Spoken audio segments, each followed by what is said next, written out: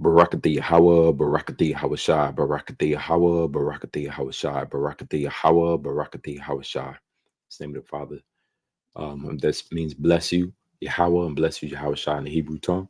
Call Haloyim Yahweh, Bahashem, Yahweh Shai, Bahashem, Rakah HaKodash. Let's give it all glory, honor, and praises due to our powers, Yahweh, in the name of Yahweh Shai, his son, in the Holy Spirit, whom we praise. Double honor to the apostles, elders, and bishops of Great Millstone who rule well over the flock of Israel. Shalom and salutation to you, Akim, out here pushing the words of truth and sincerity. Shalom to all the Lord's elect, Akim, Aqua, scattered Israelites and Israelite foreigners. Abarat, this is transforming lives, the church as a resource for healing and growth. Um, this topic came to me. I was having a conversation um, with uh, an older man about his, prison term, and it came to my idea. I had an idea that people who serve life sentences aren't put strategically aren't placed in the same area of people who aren't serving life sentences. And this person who had did some time, I'm asking them, could they break that down? And they gave me this whole, answer that confirmed that, it was confirmation. They don't put the lifers in the same area as those who have less time. Like if you got 10 years, 5 years, you're put in a different area than those who have life or those who have 80, 50 years. And that's very strategic because it all goes back to the company you keep. The studies have proven over and over again that based upon the company you keep, there you are, that's who you will be. There's a saying, a quote that's out there, and it goes, "You are the average of the five people you spend the most time with." All right. There's other quotes I can read, but mainly this everything is revolving around 1 Corinthians 15:33, which says, "Bad company corrupts good character," or "Bad company corrupts good manners." Some translations, the word character basically goes into what you see on the bottom of the screen pinned, the word ethos, which usage is how you're used, right? What use you have and how you are used. You're a tool, and the Lord has set us up to be tools in these end times. So the proper usage versus how you're being used can be two different things based on who you're around. If you're around bad company, you're not going to be used how the Lord expects you to be used. Again, the word ethos here means usage. Also, it's moral habits. So basically, it means manners, your character also. So we're dealing with the character of Israel. And as you go on, as you in your daily lives, you see, you online or you scrolling, you swiping, you'll see how much bad character is just spreading like wildfire, especially amongst Jake. Why is all the bad character, the bad poor manners, the bad communication, the corruptness spreading amongst Israel? Well, for the first part, Israel doesn't know who they are. There's a lot of still lost sheep out here. The context of understanding who you are as a nationality has nothing to do with what you tell yourself in the mirror. If it's not true, you're going to put on something that's not of you. Mainly, what we saw in the ancient world was that Israelites began to develop a love for the Greco-Roman world. And what they began to do in the Greco-Roman era, when Greece and Rome had dominance over the world, they began to put on the things in the context. The language was just the beginning. But because you were conquered by these people, you began to and begin to behave like these people who took your who dominated your spaces. They dominated your world. They dominated your finances. They dominated your our religion, our customs, up until the point where the next generation began to be educated and developed since young ages based upon how the Greeks and Romans would do. And now you had Hellenism, or the Greek speaking Jew. You had the Roman Jew, right? Which Paul was a Roman Jew, but he kept to these principles, and he was taught by the Sadducees or Pharisees. He was a Pharisee of the Pharisees. He was taught the law, but he was still considered a Jew. He was born in Tarsus, which is, I believe, modern day Spain, or it could be, Turkey, if I'm not mistaken, either Turkey or Spain. And so again, where you grow up and everything revolving around how you developed as a child, we all came from more than likely you was born in Babylon, America, raised in America. And so you learned, the conduct and the development that American teachers taught you. All right, or your parents was able and capable of taught you. Go to school, do this, and this is the way of life. But the scriptures um allude to an end time and a time of Jacob's trouble. It alludes to prophetic ages to come, the age of the return of Yahweh Shah and the setting up of the kingdom of heaven. So rightly so, we're not in that whole how do we get ahead and continue to develop as Americans. We more or less has put off that, not even less, but put off that whole idea of how to develop as an American. And now you're responsible um to develop as an Israelite of the Most High, not even just the Israelite. You can't be an American or Babylonian Israelite, AI, an American Israelite. You have to actually believe and trust in the ways that lead into salvation. Again, we fight for our salvation. We're not fighting for a penny in the side. We're not fighting for the love of our enemies. All right, we can care less. We understand that the Heavenly Father dominates in the world, in man's world. All right, man's goings is of the Lord. He turneth the ways of the king's hearts whithersoever he will. Judgment is always sitting. Judgment is a part of the throne and the foundation of the throne that the Heavenly Father sits upon. And so all things will be judged in these end times, including your character. What's really on display right now is character, the character of those in other camps, the character of the false prophets, the character of the world leaders. Everything's on display as far as characteristics of these things. So again, this is just an overview of character and what that means to have good character in these last days. So, I'll just refer to the first scripture. But these I found a few like what you're seeing right now, community participation. I found a few articles. These articles are research articles that they had actual studies on every from time to time. Brothers, check these out. So they did a study, and they brought people together to see what became from these or so-called community rehab programs that they set up, and they're trying to see the effects of it. So this one was a positive, and a lot of them become positive because they realize that who you're around and how you're being taught and how you're being trained has everything to do with the skills that you'll be able to have and to deal with real world problems and create solutions for yourself. This is what cultivates critical thinking. And when you're amongst the body, sometimes we get thrown off by this idea, you just on your own. You just show up to camp and you preach and then you leave. Now there's a whole thing going on outside of that. There's a whole build up to your character that's supposed to be happening. And if you don't feel like you're getting built up in the spirit, you're not you're not you're not engaging in the way you were set up to. You're not being used the way you're supposed to, because you're supposed to be learning real skills. All right. So community participation and life satisfactions following intensive community-based rehabilitation using the life skills training approach. So they found out that works out. What they did is say here, the pilot study examined the effects of intensive community-based life skills training programs on community integration and life satisfaction among individuals with traumatic brain injuries. Statistically significant improvements were found for subjects receiving intensive life skills training. So what's going to happen?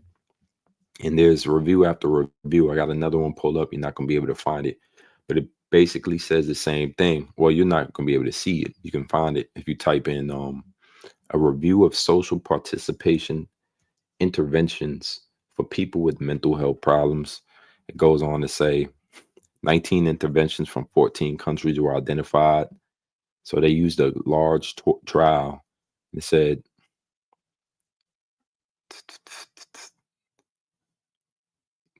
basically, they found the same thing. That the size of social networks can be used as a measure of isolation and connectedness. Blah blah blah. I'm trying to find the point here.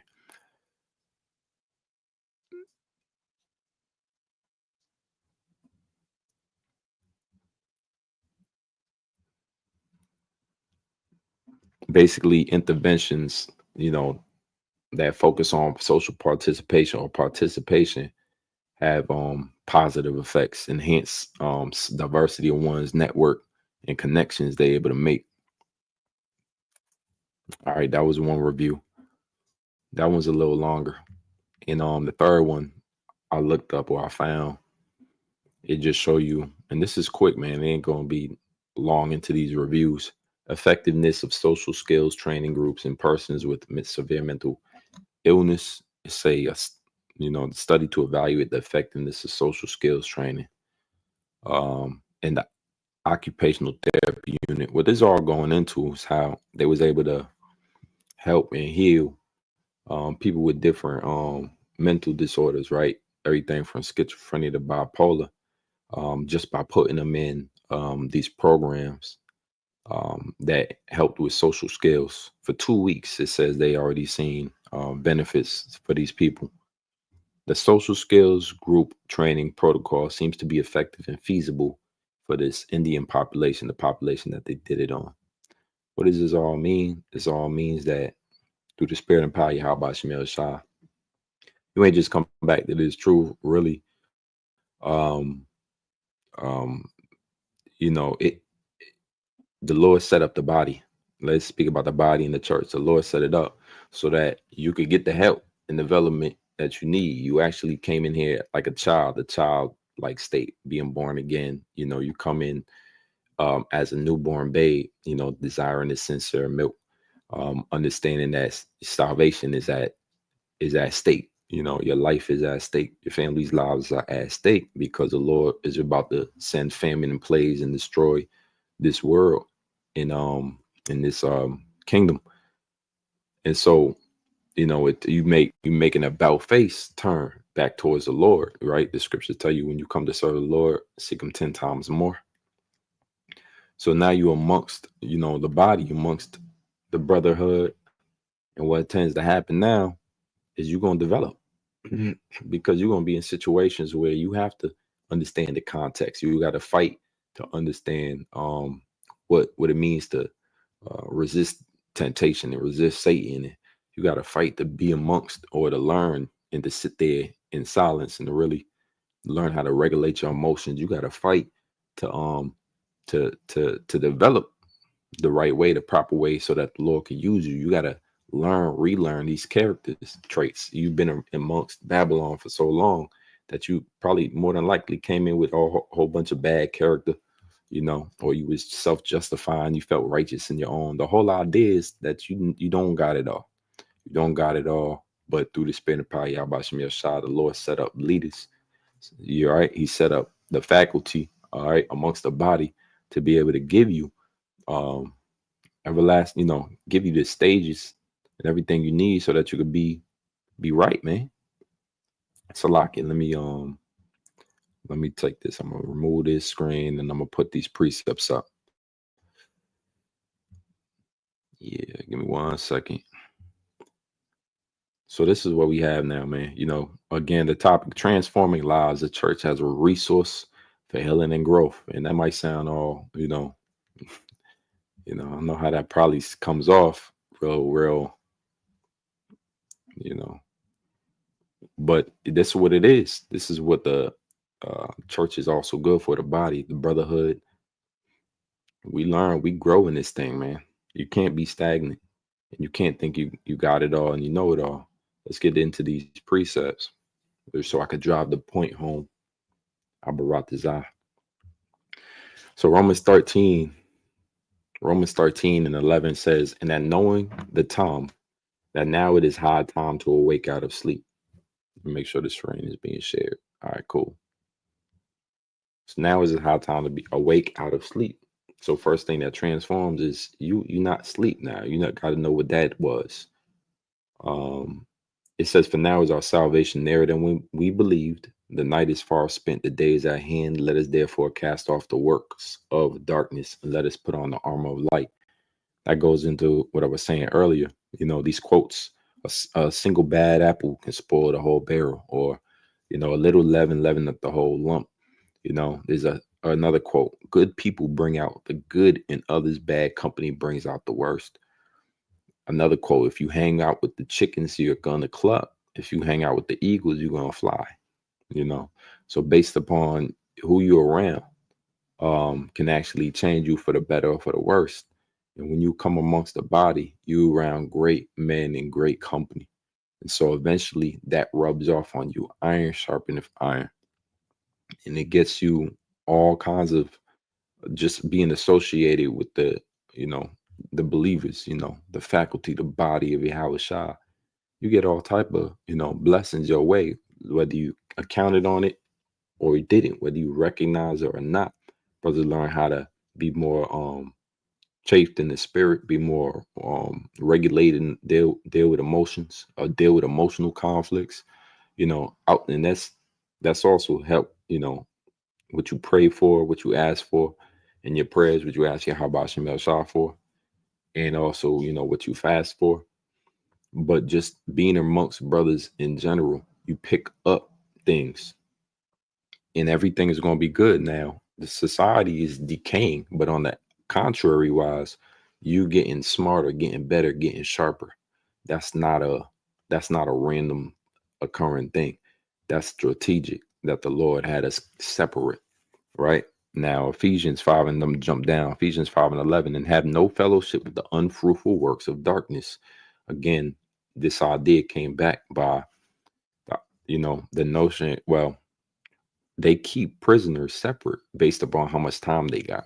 So if somebody has life, they're going to keep you who has 2 or 3 years left in a separate housing unit. You're never going to run into that guy, because naturally what that guy is thinking is how to keep people here with him, right? Misery loves company is the saying.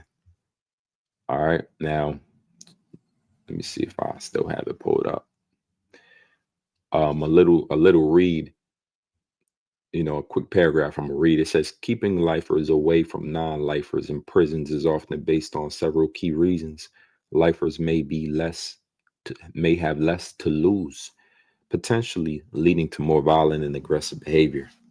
Lockie, let me get more into this, man. Lockie, mine was wondering for a little while.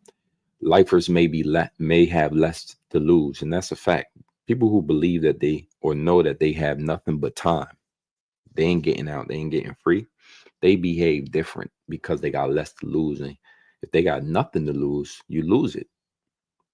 So potentially leading to more violent and aggressive behavior. So let's say we're not really talking about lifers in jail. That's just an example that's being used. But we're talking about people who believe that they're gonna have an everlasting life, or a long life to live here in Babylon, America. They're lifers in this situation, in this setup. They do have less to lose than you do, because you believe that you got a short time. We just read that in Romans. We are of those of the faith in the house that believe we got a short time, right? Romans 13:11, and that knowing the time, that now it is high time to awake out of sleep, for now our salvation is nearer than when we first believed. So we're of those that believe that we got a short time. Somebody is a lifer if they believe that they got a long life ahead of them in America. So they got less to lose, and potentially leading to more violent and aggressive behavior, because they got to take action now. Them people who's unsettled, they have no stillness for real. They're always thinking about what they need, what they don't have, or what they want. And they're really not gearing toward the day of the Lord at all. They're not expecting that. That's going to be an unexpected event for them. The non-lifers are often focused on rehabilitation and reintegration into society. So non-lifers, when you don't have a long bid in jail, you think about getting back out, going back, rehabilitating. So that's why brothers is able to focus on things of character, right? Manners. We have discussions on tact, discipline. We got discussions on not being like the heathen, staying, be ye holy as I am holy, which means separate. We have discussions on how you deal, how you eat around, around men. Discussions on your attitude adjustments and how to really bond, spiritually and not focus on the carnal and not be beaten day to day by the carnality. And, you know, we focus on things of rehabilitation, right? We're in a rehab program, if you will. For lack of better words, the body is being rehabilitated. Well, the scriptures tell you the body nourishes each itself and each other. So there's a part of your body that's cut, all the blood and the focus now of all the cells and whatnot is to rehab that part of the cut, that part of the body. Blood flows to that, causing it to coagulate. Now you got a clot that stops the bleeding, and then you have repair that goes on. Or if you work out, you breaking down a lot of fibers in your muscles, the protein synthesis along with the free radicals and other parts of the amino acids come together and start to rebuild and restructure those muscles so that they can be built up stronger than before. And so that's what's happening amongst the body. We being built up, whereas you got layers of it. You got layers. For the newest members, you got a layer that he needs to be rehabilitated, brought through, reintegrated into this truth. And then you got layers for brothers that's been in here 5, 6, 7, all the way up to 10, 15 years, right? Because our apostles have about 40 years each in it, give or take 5 years. Apostle Har is 40. I believe Apostle Gabar got 35 years. So you're dealing with men that have been reintegrated into this truth, for years, rehabilitated, and there's benefits to it. And so we're all reaping up these benefits. That's why we talk about giving double honors to our apostles for ruling well over Israel. I'm gonna read on. It says, additionally, separating these groups can help reduce conflicts and maintain order within the prison environment. So non-lifers and lifers need to be separated to maintain order. Lifers may also have different motivations and coping mechanisms compared to non-lifers, which can create tension. The presence of lifers can influence the behavior of non-lifers. So we're talking about influence now. It says potentially leading them to adopt more negative attitudes or actions. You see a negative attitude or action amongst the brothers, it's and he's not getting that from the other brothers. Let's say, there's a difference when a brother come from another camp, because that you'd have to know how that camp functions first to understand why the brother really operate that way. That might just be city specific, right? Why the brother got to operate a certain way. But let's say a brother just came into your camp and he's from that city and he's raised and around your brothers, but he got this bad attitude. That's coming from the world. That's coming from the environment he came from. But he got to learn how to navigate, and now he got to be able to be taught and trained, and he got to go through a rehab in order for him not to act like the negative behaviors that he grew up around. So it's very much a rehab. Again, brothers is coming from all types of parts of the world, country, bad influences everywhere. Esau done infiltrated the entire so-called black community. Look at black culture, and you'll see it's nothing but bad attitudes and negative actions and behavioral problems and emotional conflicts and relationship problems, educational disadvantages and money issues, and it's full of that. So you got to get rehabbed out of that world, and that takes a lot of time. So you also, it's a self-help thing. You got to want to seek the help, bro. A brother ain't gonna sit down 9 out of 10 times and just, all right, this is what you need. We're gonna put you on this diet unless you ask. First of all, you got to ask for it. And then maybe he'll consider it, but you got to ask. Just like if you learning a new trade, you got to go through the school. You got to go through the proper stages to learn that new trade. Let me finish out. Furthermore, the separation can facilitate tailored rehabilitation program. That's good on that. Let's get back into these scriptures. All right. So what we're reading about again is a separation between the two. The world, what you came from, got to be separate now so that you can get rehab and to understand that you can do better. And you could, you know, with the rehab comes a better way of thinking, better life, more tact, more manners. Right? What's that word manners mean again? Ethos, usage, moral habits, manners, and character. That's what we're trying to build. All right. Luke 21 and 34. And we don't got a lot of time to do this either. Everything is like a stage play. The chapter's end and the new chapter begins, and here you are. Luke 21 and 34, it says, and take heed to yourselves, lest at any time your hearts be overcharged with surfeiting and drunkenness and cares of this life. And so that they come upon you unawares. So you could easily be pulled back into something that you didn't want to be involved with if your heart get overcharged with that partying spirit or that being drunk all the time or caring for this world too much. You could be pulled right back into things that you didn't want to be pulled into in the first place, that you were trying to escape, things that don't lead to salvation at all. It says, and so that they come upon you unawares, and that's the whole idea. And it's a balance, of course. You know, you take yourself away too far, and you don't know how to deal with the world at all. You know, so it's kind of like it's a balancing act. You know, it says, for as a snare shall it come upon all them that dwell on the face of the whole earth. Watch ye therefore and pray always that you may be accounted worthy to escape all these things that shall come to pass and to stand before the Son of Man. So Yahweh Shemel Shah wants us to be separate, making sure that you are guarded. You guard yourself from everything that can pull you back into the world. You gotta guard yourself. That's what you learn the truth. 2 Corinthians 6 and 14. Be not unequally yoked together with unbelievers, for what fellowship hath righteousness with unrighteousness? And what communion hath light with darkness? And what accord hath Yahweh Shah with Belial?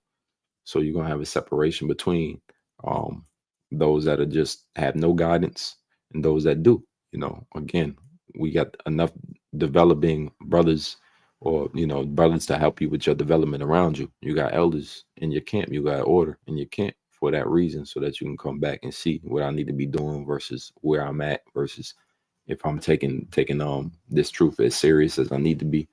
And that's what you have accountability for. That's what you have responsibility for. Men that are responsible for your salvation and your souls. So you got to seek to do right by them as well. They watching over for you and guiding for you. It says, in what part hath he that believeth with an infidel, and what agreement hath the temple with Yahweh with idols? For ye are the temple of the living power. As Yahweh hath said, I will dwell in them and walk in them, and I will be their power, and they shall be my people. Wherefore, come out from among them and be ye separate. And that's a big call. When you come back to this truth, it's about, coming out of that way of the world, coming out of the practices. You getting a new guide when you have a tour guide. The tour guide, just because you see something like you like, he don't tell you, all right, so go ahead. You don't stop following the tour guide until the tour end. And so we on a tour, and so you got to keep up with the tour. We got to keep teaching, keep practicing, rehearsing the righteous acts, staying motivated, being responsible for your vocation, for your job and your duty, serving Yahweh Shemel Shah, and understand that this is a manners and a custom thing that we learn. We being transformed by the renewing of your mind. We on a path of healing and growth, whereas the rest of them is on a path of destruction. So it's very much important who you around, what you're doing in your free time. All of that's important. It says, wherefore come out of them from among them and be ye separate, say the Lord, and touch no unclean thing, and I will receive you. And these go also hand in hand with false doctrines. Making sure that you're not, wavery, that you believe truly, that you steadfast, and Have integrity on the things you believe in, because eventually that integrity is going to get tested. When that trial comes to test all men, which is a day, hour of temptation, the MOTB implemented, you're going to see that unclean thing, you know, um, all these trials led up to that big trial, that major trial, not taking a mark. All right. So this thing of faith, man, and faith transforms. 1 Corinthians 15:33, be not deceived, evil communication corrupt good manners. So again, the reason why they separate the lifers from the non-lifers is because they could corrupt them. Violence is going to break out. So the lifers really they get sent to supermax jails, and the non-lifers get sent to like general population and whatnot. And the less amount of time you have, the more you gotta keep in mind, like you got to be on your P's and Q's, because you might have somebody attack you, and now next thing you know, you're given 2 more years. So the closer you get to your freedom, the more it's important it is for you to separate yourself from those of the world who could, or those who could stop you from getting that freedom. So eventually, you look at everybody as a potential threat to your salvation if they not um align with this truth. Proverbs 13:20 says, "He that walketh with wise men shall be wise, but a companion of fools shall be destroyed." So the more you, I mean, that's self-explanatory right there. You got to walk with wise men.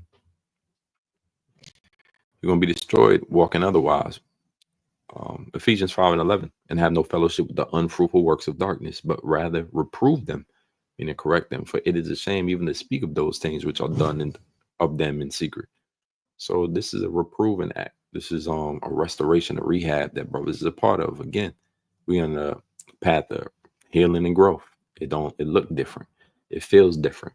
You should be secure in understanding that. And now when you coming back to serve the Lord, right? Don't they say seek him 10 times more? You got to wrap your mind around the fact that you're being bonded together with the right men, and just that communion amongst good men and good manners is going to help you out. You are the 5 people you surround yourself with. Okay. You can't soar with the eagles if you're walking amongst the trolls. That's the saying that our Irishman I used to work with told me.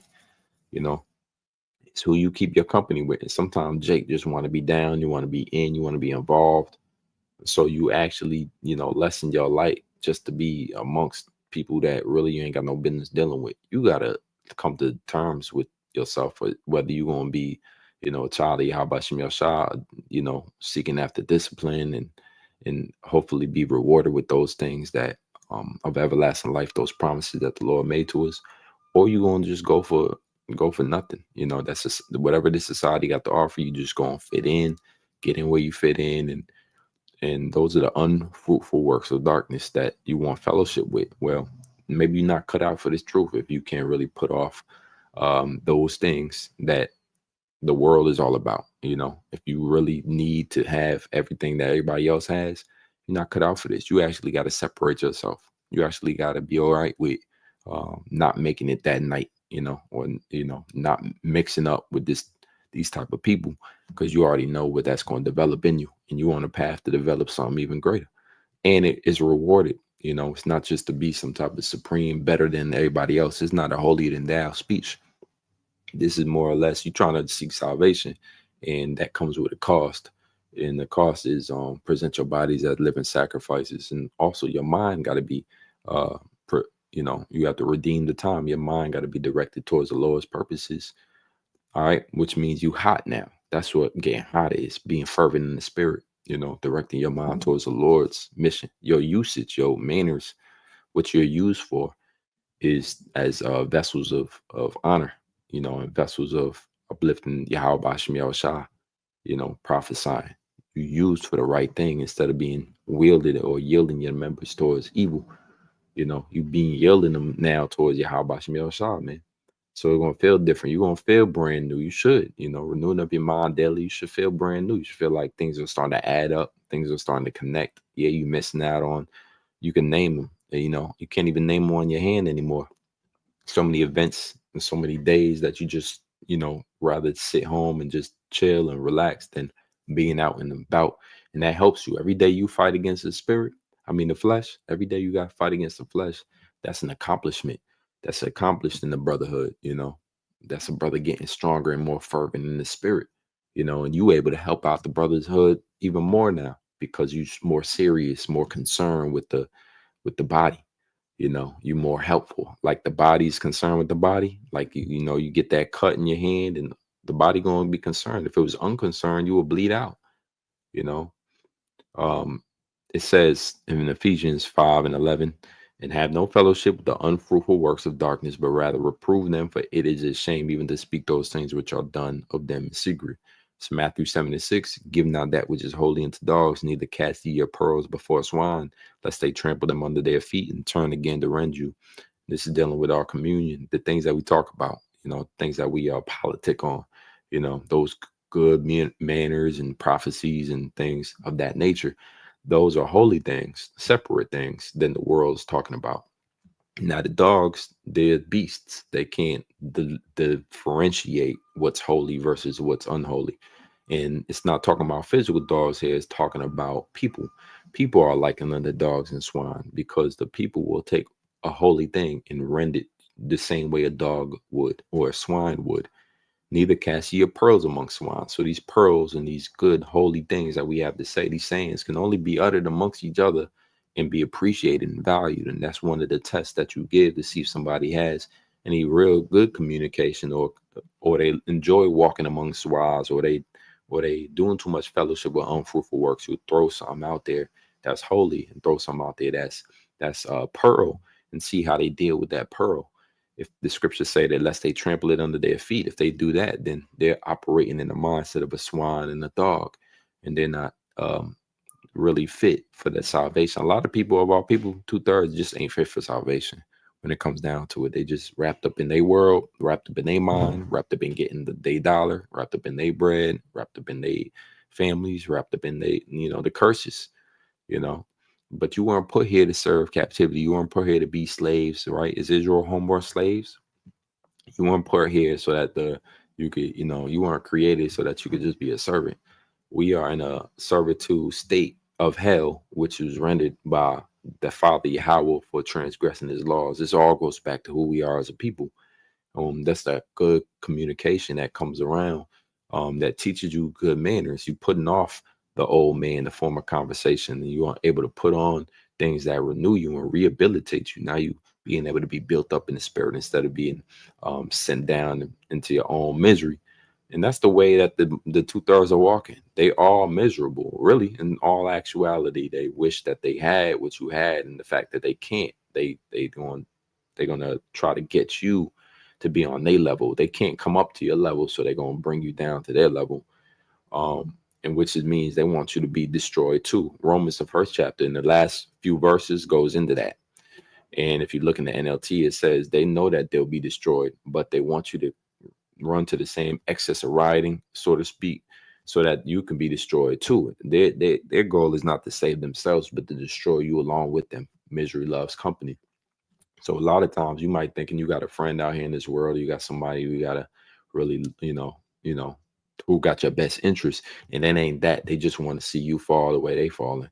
And here it is, all of a sudden you were falling, but then you came across this word and you started talking about being saved and delivered and destruction in World War III and the MOTB, and they looking at you like, yo, what, you was just on the path with me.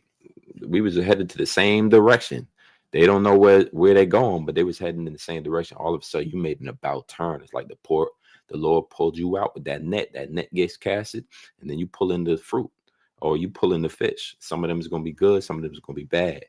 And you see how this word have you depart ways from old paths, and even have you depart ways from people. And so that's there's gonna be a continuation of that. It's not gonna slow down. It's not gonna stop. There's going to be a continuation up until we out of here of those that are on the righteous path separate from those that are on the path towards evil, towards darkness, towards destruction.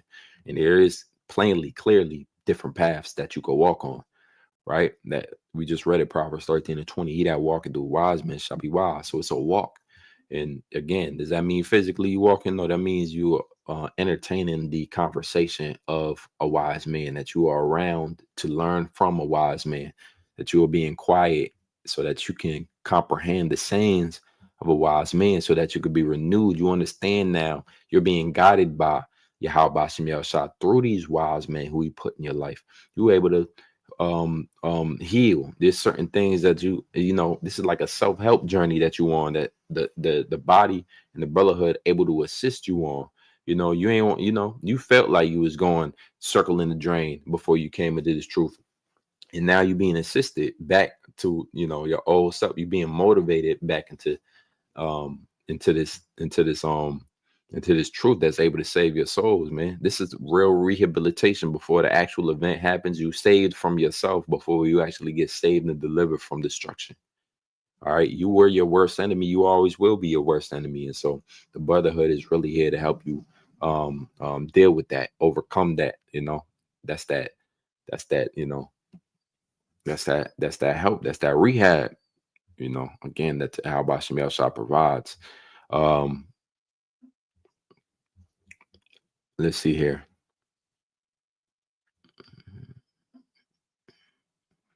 This is Sirach 18 and 19. Learn before you speak and use restraint in your words. A wise man will be silent until the right moment. Only the truth teaches you that. Otherwise, you learn to just babble on and go on. No, you're supposed to be real concise with the words. You're supposed to be real intact, real faithful, man, real honest, real sincere amongst the body, amongst your brethren. You know, that's how you keep your garments, basically, you know, pure. You keep your garments white, you know. Again, the analogy that Elder Rum makes a lot is that, you know, somebody in all white, with your worst enemy is the mechanic.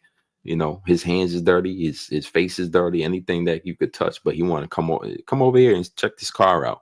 You're gonna have to tell him, nah, man, you know, to be honest with you, I'm too clean for that. And you know, that saying will sound you know, overwhelming to somebody. They'll hate you and resent you.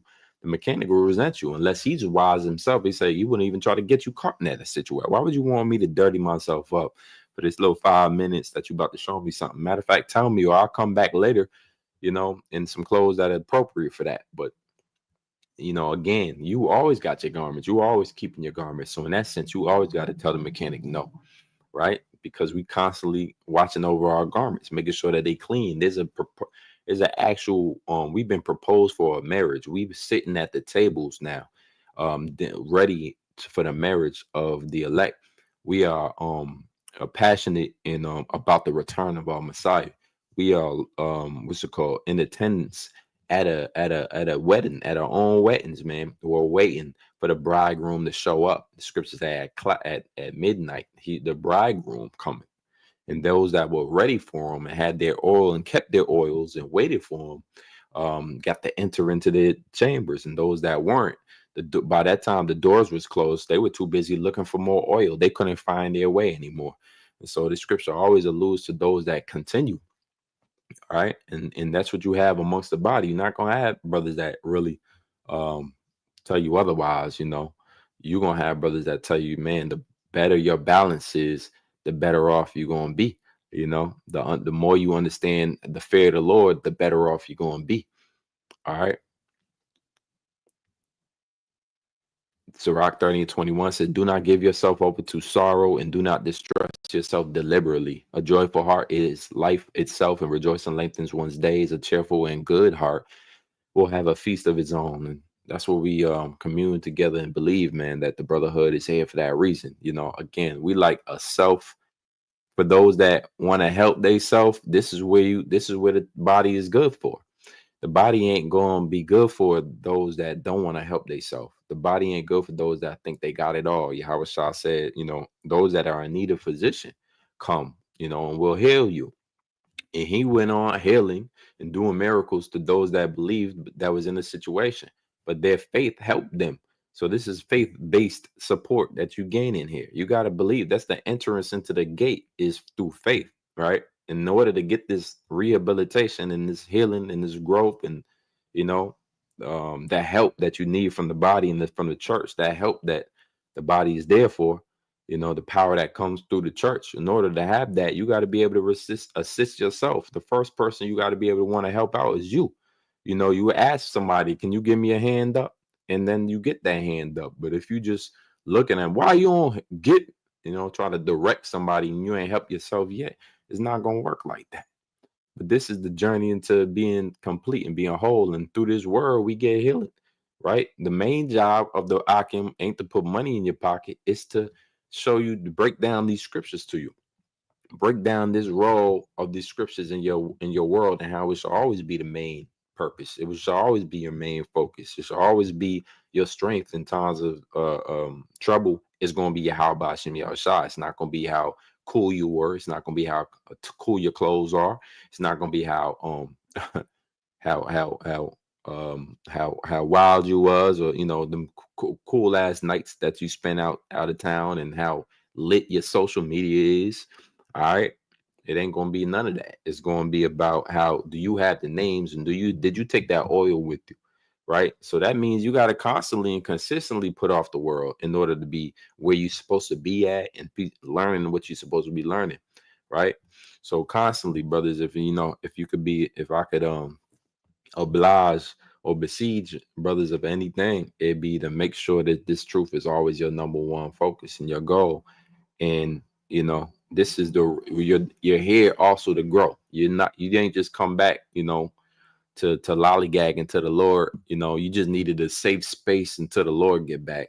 No, you're here to grow. That's one of the super most important purposes that you hear. It's a transformation that happens, right? You transform by the renewing of your mind. There's a transformation that happens. There's a learning. You go through a learning or growth phases, and there's growing pains along associated with that. There's feelings of, you feel like you ain't seen people in a while, or you feel like you missing out every so often, or you don't feel that at all. And the Lord Yahweh Shem Yahshua super blessed you with, you like, man, you said dead set. And ultimately we all strive to get to that level. Scriptures say, mark you the perfect man. Usually it's a brother who, have completely put off the world. He don't really care about none of them things that he came from. He don't care about the parts of town. He don't care about really. He cares about the body, the church. He cares about building up together. He's that brother in the gym, maintaining his focus, not literally but figuratively. He's the one who you see in the gym. He getting in growth, man. You seen him come from a small, his arms was all small and weak, and then by 6 months later he took it seriously. Now you see he got the muscles, man, because personal development was a big factor that plays a role in this truth, man. You got to develop. You got to be able to grow. There's a story brothers used to bring out a lot. Finally, spirit finally kicked in. There's a story brothers used to bring out a lot, in which it's about the crab, or a lobster. I believe it's a crab or a horseshoe crab, and I think that either the horseshoe crab or the actual crab, well, they got this exoskeleton that they get shed. And I think it's the horseshoe crab. And the way he knows in which it's time to go to a new shell is pain, because he grows too large for the shell he's in at that time. And so the pain triggers him and alerts him that he needs a new shell. And simply, there's even a science to how they do it. They all line up, the biggest shell to the smallest shell, and they get out. Each one of them get out and walk to the next shell over. And they have this beautiful way of how to grow, and it's tactful, and it's this is helpful amongst each other. They work to grow, and that's all it is in the body, in the church. You understand now that you're working together to grow. And if you say you got it all, your job, you would be the most important person to make sure and facilitate that everybody else should be growing, and you should be assisting constantly. If you really got it like that, you should be in assistance constantly with the brotherhood. And that's what it feels like. The Lord keep bringing in new members for a reason, so you can know what it's like, so you could tell that brother what it's like. So you've been through it now, and you understand what it's like. You understand that you in pain, where the pain come from when your muscles break down. You're going to tell that brother, hey, look, this is the stage in which there's going to be a time in which you want to just give up. That's how bad the muscles going to hurt. They're going to tear all apart, but eventually you get used to that pain, and then that pain don't even affect you no more. That's what happens naturally in the workout process. Your muscles begin to start working for you. Eventually your muscles are pushing up that weight. You ain't straining like you used to. And so there's mad benefits, right? crazy amounts of benefits that come with this recovery, and we all amongst each other rehabilitating at the same time. So all of these challenges brothers dealing with, it's all a loop, an echo chamber, if you will. It's the same healing and the same hurt and the same pain and the same development and the same transformation, the same support and the same logic and the same understanding, the same body and the same principles, the same doctrine, the same teaching, the same. We doing it constantly over and over and again. You're empowered by that, through the spirit of power, Yahweh Shemel Shah. That's what we set up to do. Let me see if I got any more, and if not, I'm just gonna close it. All right, so we just read, don't give yourself over to sorrow and do not distress yourself deliberately. Man, you don't put yourself in situations that you're going to lose what you gained. You already gained something. You dropped the penny just by understanding the names and believing on the names. You done dropped a few pennies into the bank account now, right? You got to endure into the end in order to reap them rewards, right? And that's with getting it back with 100 times of interest. All right. Wisdom of Solomon 6:12. Wisdom is radiant and unfading, and she is easily discerned by those who love her and is found by those who seek her. Call Elohim Yahweh Shemel Shah. You got wisdom, right? We're entertained by wisdom. Think about that. You got a good woman, you get entertained by her. She's everything to you, right? That your world pretty much focuses around your family and the main person is your wife. And this is in a perfect world, right? Understanding now that's not dealing with right now, but that's just the analogy of wisdom. She's personified in a woman. You take her, you treat her right, and you know that she's going to give more to you, right? And so this is what it's like being in this truth. You easily put off other women for this one that's radiant and unfading. This is the woman that keeps you alive, that keeps you healthy and whole, right? And she's found of those that seek her. And we all got this beautiful woman that we dealing with, Sophia, this wisdom. And with her, we get all these advantages. Again, you get built up in the spirit. And how much did you pay to get built up in the spirit? Well, you paid with your time and your energy. And that's really a small resource in the sense of what you get back from it. It's a small investment and you reap such a reward. It's a crazy ROI, return on investment, for dealing with wisdom. Wisdom of Solomon 1:4. For wisdom is a kindly spirit and will not free a blasphemer from the guilt of his words, because Yahweh is witness of his inmost feelings and a true observer of his heart and a hearer of his tongue. So there it is, man. It's a kindly spirit, but it'll judge you if you ain't right. So guess what? You give yourself over to wisdom so you can get right. You be guided by this, right? We're all being guided. So don't just make this a pit stop when you're amongst the body and you just, it's just a pit stop. It's a boys club. Okay, I've been in a biker gang. It's cool how it is. I've been in the Bloods of the Crips. This is just like that, but it's just Bible based, faith based. Or you could say I've been in the Boy Scouts, or I've been in a frat, or I've been in all type of groups that you used to be involved with. But this ain't nothing like it, because you actually getting support, but you got to be there for yourself. You got to be accountable on your own too. Right? The scripture said, bear ye your own cross, bear ye your own burdens. So you actually got to be holding your cross. This is part of counting the cost. Are you able and capable of dealing with this? Fighting your good fight of faith, or do you constantly need somebody to fight it for you? Hey, the resources is here. Well, the thing about resources is not nobody gonna come to your house, knocking your door and says, "Yo, pick up your resource." No, they're gonna tell you that the resources is here. You're supposed to know when the resources arrive and what resources are available for you. All right. Once you know the resources that are available for you, you go ahead and you deal with it. You go ahead and you get it. You go ahead and you heap them up. All the resources are here. You got brothers you could talk to in certain situations. You got brothers know about all types of things, cover a whole span. That's the resources that's available. And you ain't going to be made any better by just staring at that brother with all them resources and not asking how you can get like that, or learning from them. Simply, you might not even say anything, but you're supposed to like actually learn from that brother so that you could learn to acquire these things. A lot of these good attributes that brothers had, they wasn't acquired in the world. Many of them was acquired in the truth. Right? With the few men you have, many men discovered their strength in the truth. Many men was transformed. We all became transformed by this truth, by the renewing of their minds, but walking in this light, it would do it for real. So that's how you get that development. Abaratazar, this point was made and the understanding was, was clear and articulating these points, and it was edifying. So I'm gonna leave it at that. Abaratazar till next time. Shalom.